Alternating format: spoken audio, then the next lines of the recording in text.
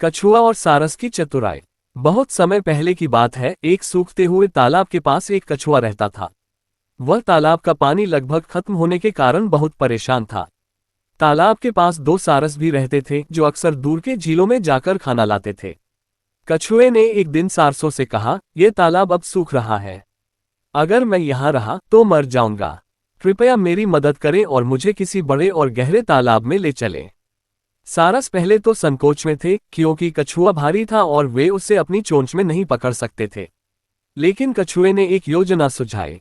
उसने कहा, मैं एक लकड़ी की छड़ी को अपने मुंह से पकड़ लूंगा और तुम दोनों उस छड़ी को अपनी चोंच में पकड़कर उड़ जाओ। इस तरह तुम मुझे दूसरे तालाब तक पहुंचा सकते हो। सारस मान गए और लकड़ी की छड़ी का इंतजाम कर लिया। कछुआ बीच में लकड़ी को अपने मुंह से पकड़कर लटक गया और सारस उसे लेकर उड़ने लगे। जब वे गांव के ऊपर से गुजर रहे थे तो कुछ लोगों ने आकाश में कछुए को लटकते हुए देखकर मजाक उड़ाना शुरू कर दिया। उन्होंने कहा, देखो कितना मूर्ख कछुआ है जो उड़ने की कोशिश कर रहा है। कछुआ यह अपमान सहन नहीं कर सका और जवाब देने के लिए अपना मुंह खोल दिया। जैसे ही उसने छड़ी छोड़ी, वह नीचे गिरने लगा। कछुआ सीधे जमीन पर गिरा और घायल हो गया। जब सारस नीचे आए तो उन्होंने कछुए से कहा, तुम्हारी हालत इसलिए हुई है क्योंकि तुमने अपनी समझदारी खो दी।